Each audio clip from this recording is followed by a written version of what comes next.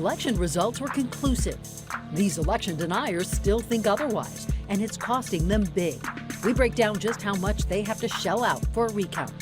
A stretch of I-70 shuts down tonight. How it could impact your weekend plans.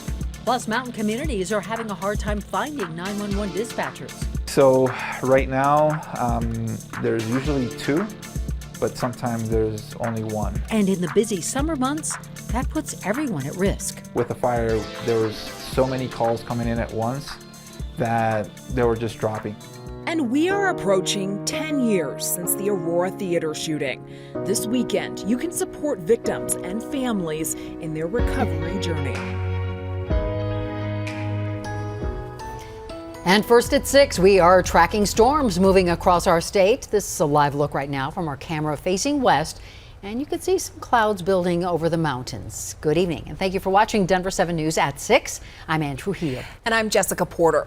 We have storms this evening, then another scorching hot weekend ahead. Let's get right to meteorologist Stacey Donaldson with a busy radar behind you, Stacey. That's right. We've been tracking these storms all afternoon, most of them up in the higher elevations, but we've also seen some scattered showers here throughout the Denver metro. We have flash flood watches in most areas for our northern and central mountains, but we also have a couple of flash flood warnings that have been issued here between Glen Haven and Box Prairie, and that's for rain coming down between a half an inch and an inch every half hour. So in the burn scar areas especially, we do have the potential for a lot of flooding. We also have another flash flood warning here toward Telluride in effect until 8:15, so we're keeping an eye on those storm cells as well. Now we have some rain that's been moving across the metro area, one storm cell just off to our northeast now, and then we're watching this next line of scattered showers move on in, and it looks like we'll see those continue going in a northeastward motion, but then they'll clear right out after about an hour or so. So for the rest of the night, looks pretty good. The Rockies versus the Pirates, temperatures dropping from the 80s into the 70s as we go through the game.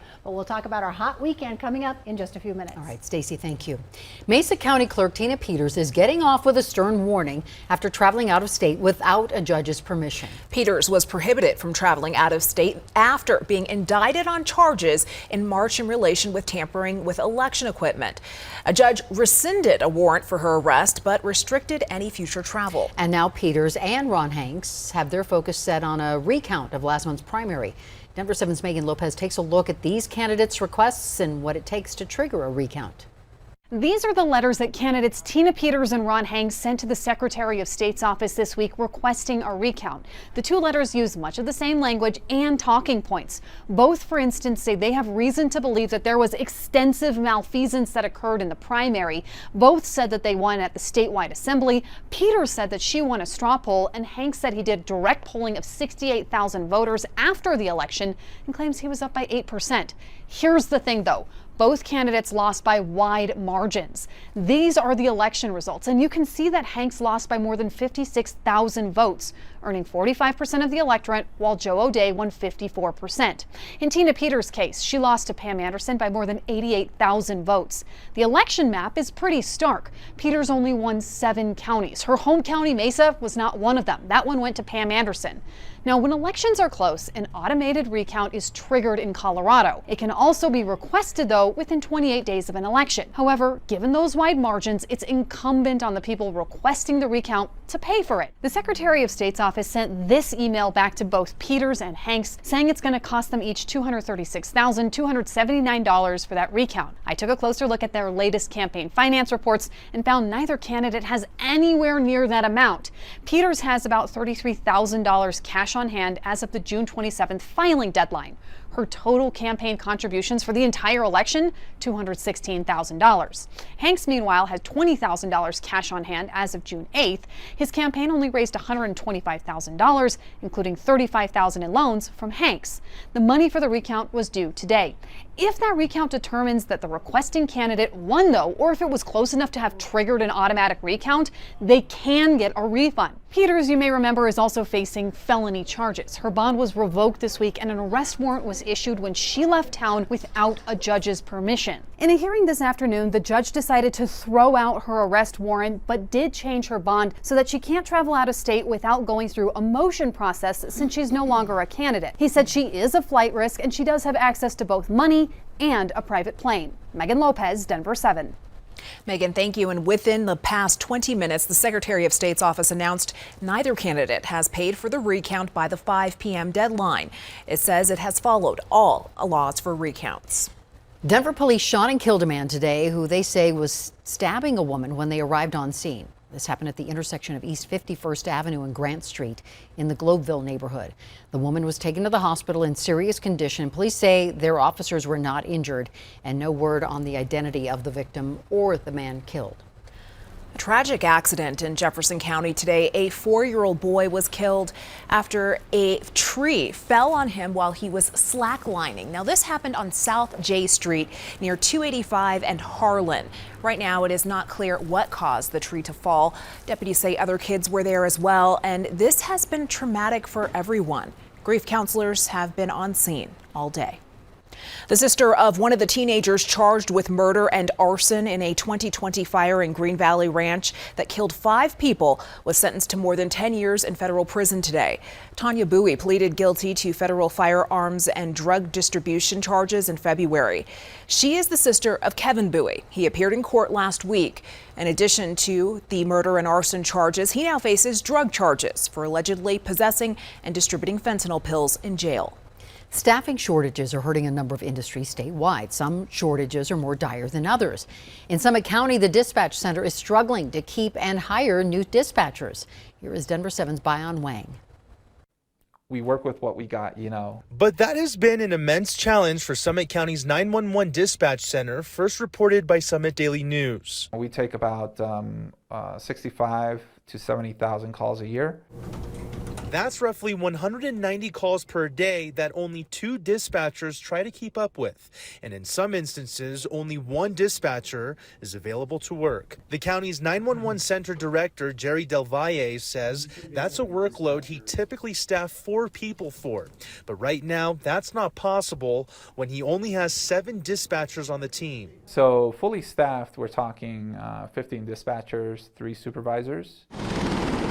Short-staffed in a county of 30,000 people, which sees upwards of 100,000 in peak season, has been challenging, especially when multiple 911 calls are coming in at the same time. And there's been times where that second call could be a choking baby. As a matter of fact, we've had that happen where, you know, that choking baby, we have to transfer and put the other person on hold. The issue was even more glaring during the Buffalo Mountain fire in 2020. The fire, there was so many calls coming in at once that they were just dropping, so that people couldn't even get through. While the reasons vary for staffing shortages across Colorado, in Summit County, there's a major contributing factor. The housing prices have and the rents have jumped dramatically in the last couple years. The county proclaimed a workforce housing crisis in 2021. They expected to be 2,000 units short of the housing needed to meet the demands of the local workforce. As we look forward, there are several hundred more units that are, being planned right now. In the meantime, Del Valle is doing whatever he can to hire more dispatchers as he fights to keep the ones he has. People move on to other things just because, the job is sometimes it's too stressful for them. Bayan Wang, Denver 7. And this really is a statewide issue. Cities and counties up and down the Front Range are experiencing similar problems. Denver even offered a $1,200 signing bonus to recruit dispatchers. We know disaster can happen at a moment's notice. North Metro Fire is making sure they are prepared for anything they might encounter. Today, the fire department trained for an incident in which a building collapses. While there may be slim chances for a large building to collapse, these crews want to make sure they're ready for anything. Several teams that were at today's training are part of Colorado's Task Force One. Members of that team aided in the condo collapse in Florida last year. One of the final closures for the Central 70 project in Denver goes into effect tonight at 10 o'clock.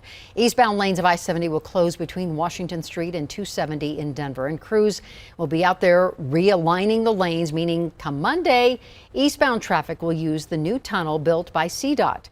And CDOT says the I-70 project, I-70 lanes, I should say, will be back open at 5 a.m. on Monday. And from there, CDOT will focus on getting the westbound lanes in place and focusing on building the park that will be on top of the tunnels. This 4-year project should be finished by the end of the year. Next week marks 10 years since the Aurora Theater shooting. Tomorrow there will be a benefit concert to help raise money for the 720 Foundation, which helps victims of the shooting. Jordan Murphy's band 828 Music Ministry will be one of the acts performing. Jordan was inside the theater and had to crawl out and run. It's important to me personally because, like I said, I survived the Aurora Theater shooting and I didn't really get the mental health help that I needed. Kind of just tried to take things on my own, and it really spiraled and caved in on me, and I really struggled with it. And so this event's huge because we're really going to advocate. We're going to play a bunch of songs of hope for people. Musician Mitch McVicker is headlining the benefit. The free concert is tomorrow night at 7 at Southside Bible Church in Centennial. Inflation is putting Colorado families in a tough spot. You know that you're struggling with groceries. You know that you're struggling with rent. But some adjustments can be made to help a third of Colorado kids excel.